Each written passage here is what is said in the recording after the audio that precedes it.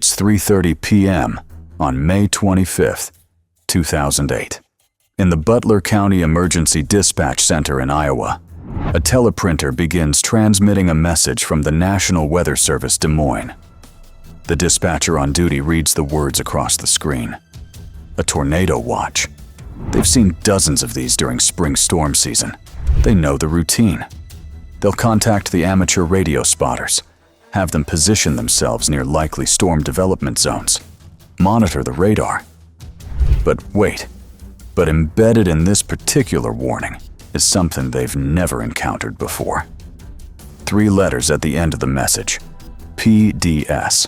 The dispatcher reads it again. PDS. They flip through their emergency management manual. Nothing. They check their training materials. No definition, no context, no explanation of what these 3 letters mean or why they matter. One dispatcher would later tell investigators, "I had no idea about the seriousness of the situation." Think about that. At this exact moment, the National Weather Service, having analyzed the atmospheric conditions building across northeast Iowa, had just issued the single most serious warning they could issue, the highest threat level in the entire warning system. And that warning had arrived at the point where it should have triggered immediate, extraordinary action.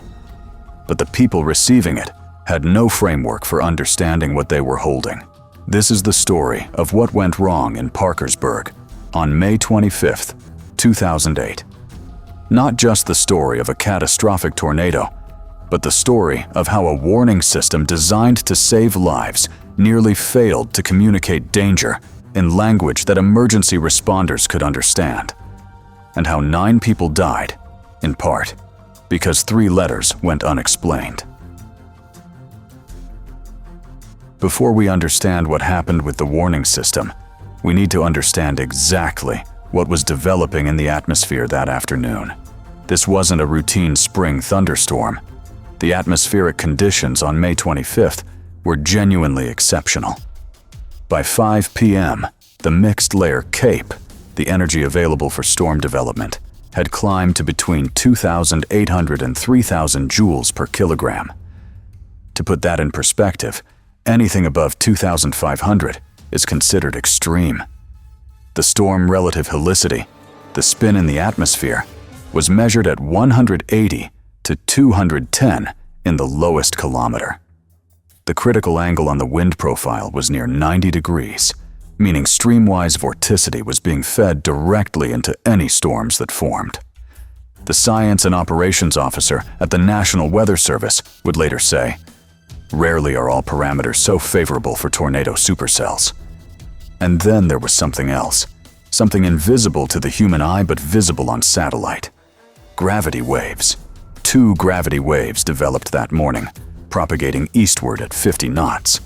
Research suggests these waves enhance vertical vorticity stretching. Essentially, they help tornadoes form.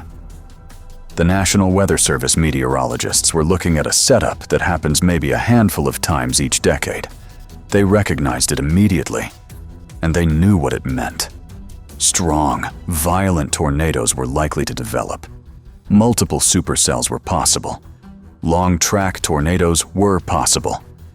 This was the kind of day when the worst-case scenario actually happens. That's why they didn't issue a routine tornado watch. That's why they issued a PDS watch, particularly dangerous situation, the highest alert level available. The alert went out across emergency channels. National Weather Service Des Moines issued Tornado Watch number 363. The designation was PDS. What the NWS was saying, in official language, the atmospheric parameters are exceptional. Violent tornado activity is likely. Storm-based warnings will be issued. This is not a routine afternoon. What the NWS expected would happen. Emergency managers would recognize the PDS designation. They would activate elevated protocols. They would notify fire departments. They would prepare siren systems for rapid activation. They would brief police departments and hospitals. They would shift to crisis-level readiness. But what actually happened The dispatcher at Butler County Dispatch Center received the message. They read the PDS designation. They didn't understand it. They didn't have training on what it meant. They didn't have protocols for what to do when a PDS watch was issued versus a routine watch. So they followed their standard procedure for any tornado watch. They called the amateur radio spotters. They monitored the radar. They waited. The critical communication had reached the wrong destination and couldn't be decoded.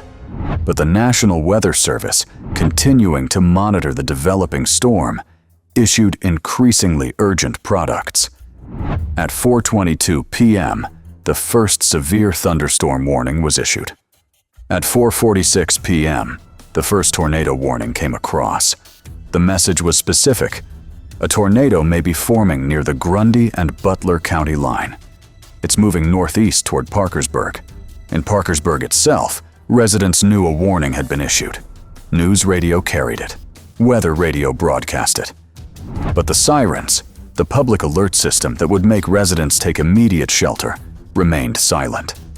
The dispatcher network had received the warnings, but they hadn't understood the NWS's urgent recommendation that sirens should be activated immediately based on the PDS designation.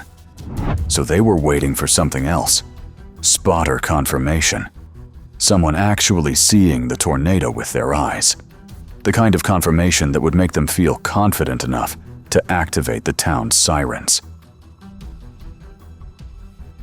At 4:48 p.m., amateur radio operators monitoring the skies southwest of Parkersburg reported what they saw: a funnel cloud, rapid rotation, a tornado forming. Not a warning from a meteorologist, not a radar indication, but actual spotters in vehicles, looking at the sky, describing what they witnessed. The information flowed back to the dispatch center. And this, not the PDS designation that nobody understood, not the NWS tornado warning that had been issued at 4:46 p.m., but the spotter's visual confirmation. This triggered the response. At 4:51 p.m., the Parkersburg Fire Department activated the town's sirens. Residents heard the wailing sound. They understood it meant immediate danger. They ran for basements. They sought shelter. They had exactly 5 minutes until the tornado entered the town. Think about that timeline. From 3:30 p.m., when the PDS watch was issued, to 4:51 p.m., when the sirens finally sounded, were 81 minutes. The warning system had been active for 81 minutes. Multiple warnings had been issued. The atmosphere was being tracked. The danger was known. But the public alert system, the sirens that residents depend on, remained silent for 81 of those critical minutes. Why? Because the dispatcher network didn't understand what PDS meant, and they were waiting for something they could understand. Someone actually seeing the tornado. When the spotters called in with visual confirmation, the dispatcher knew how to respond. They sounded the sirens. 5 minutes before impact. Those 5 minutes saved lives. But did they save enough? But here's the remarkable part of this story. There's an element of fortune in what happened next. 4 days before the tornado, on May 21st, 2008, Parkersburg had installed a new siren system. The old system had limited range. It couldn't reach all neighborhoods effectively. The new system had greater power, better coverage, better reach. On May 24th, the day before the tornado, they tested the new siren. It worked perfectly. It was operational. On May 25th, at 4:51 p.m., when the fire department activated the sirens, when they finally got the message to the public, they were using this newly installed, more powerful system. And because of that, the warning reached more people. More residents heard it. More people recognized it as a tornado warning and got to shelter in time.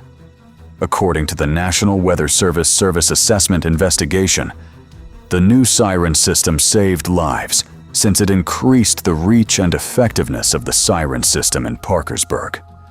So let's acknowledge what this means. Parkersburg survived this disaster not because the warning system worked perfectly. It didn't. The dispatcher network failed. The communication chain failed. The PDS designation never translated into action. But Parkersburg survived because an infrastructure decision made 4 days earlier to install a better Siren system happened to be in place when it became essential. If that Siren installation had been scheduled for the following week, if the old Siren system had still been in use, the 5 minutes of warning that Parkersburg received might have translated into 3 minutes of effective public notification, or 2 minutes, or less. Parkersburg got lucky. Lucky that the Siren system was upgraded. Lucky that it was tested the day before. Lucky that it worked perfectly. But luck isn't a plan, and luck doesn't always work. After the tornado devastated Parkersburg, the National Weather Service launched a comprehensive investigation. Meteorologists, engineers, emergency management experts examined every decision, every warning issued, every communication sent. The investigation produced a detailed service assessment document with 21 specific findings. Finding number 17 was direct.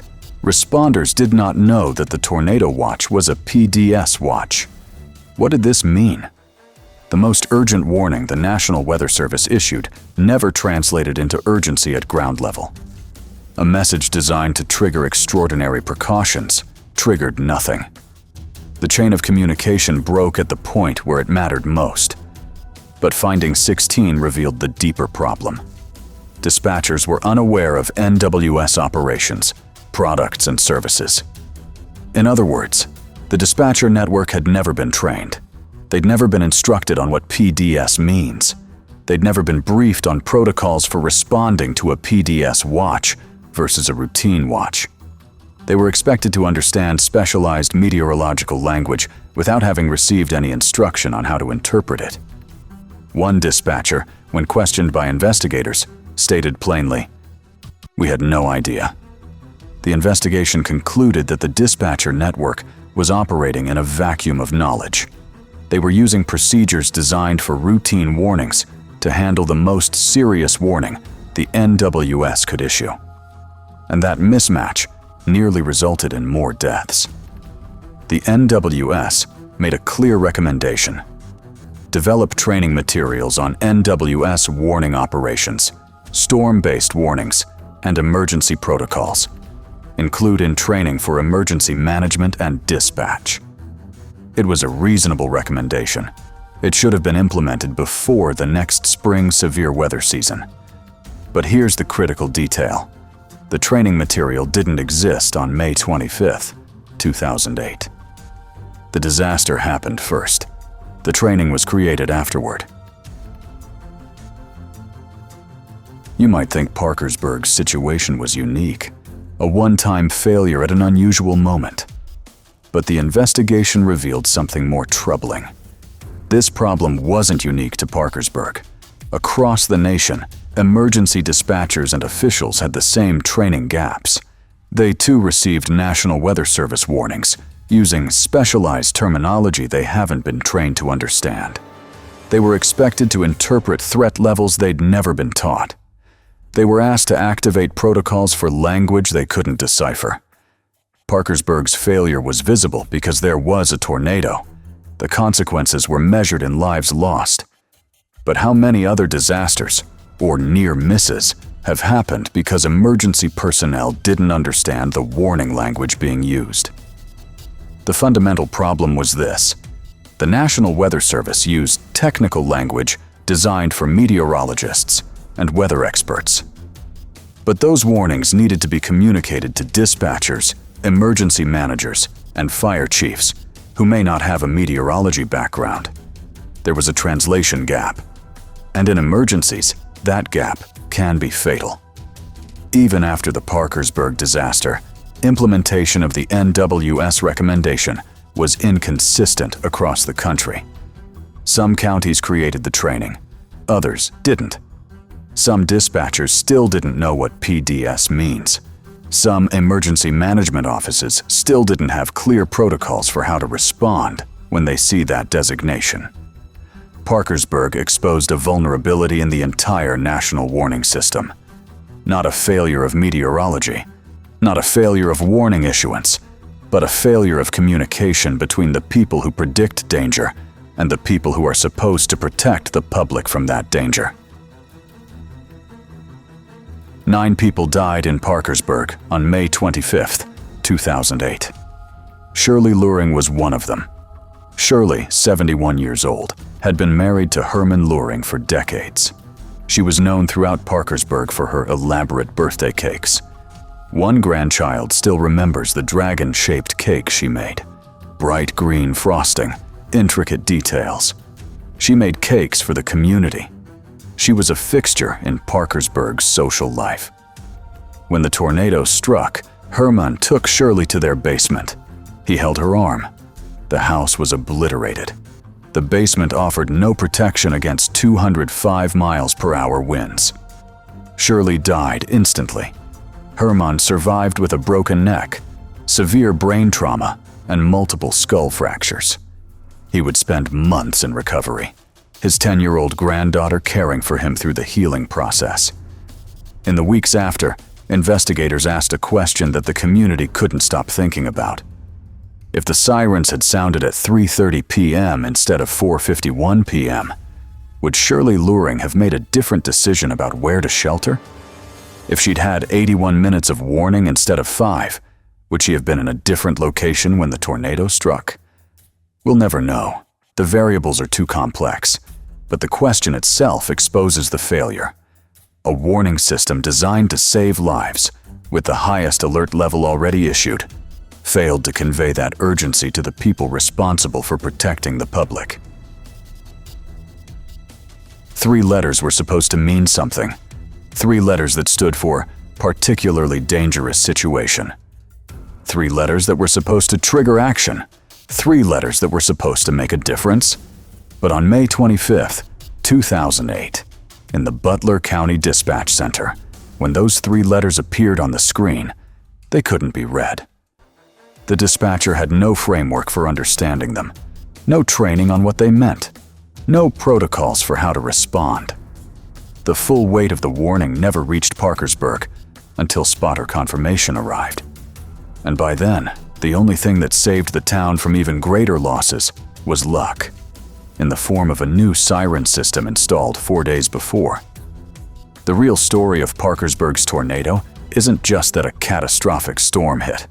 It's that a warning system failed to communicate danger in language that emergency responders could understand.